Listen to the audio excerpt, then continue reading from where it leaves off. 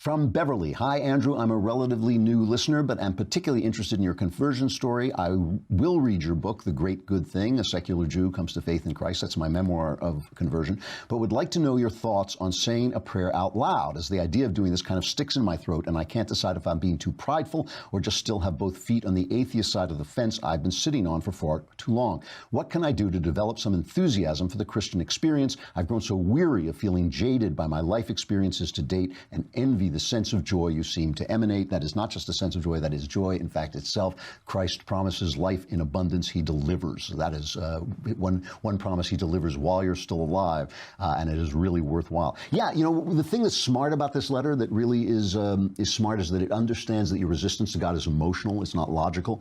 You talk about being too prideful, and I think that I have, believe me, the same problem. This is not an accusation. One of the I think the emotional problems I have in getting close to Christ sometimes is that I want to be the guy. I want to be the main guy. I don't want to surrender that main guyness to Jesus and let's say, oh, you're the main guy. I'm just, I'm your creation. That's a hard thing to do. That takes a suppression of ego, and I'm a writer, and writers have big egos, so it's hard to do. I believe in praying out loud very, very strongly. I believe, find a private place, pray out loud, talk to God, because it means you finish your sentences. It means you can hear what you're thinking, and you can hear the response. And the thing is, I use I do that, and I also use the New Testament to tell me what God says when he has skin on, what God says when he looks like man, because that way I don't confuse God with authority figures in my life or from my childhood who may have betrayed me or failed me or done all the things that human beings do that God doesn't do, because God is stalwart and keeps his promises and he's there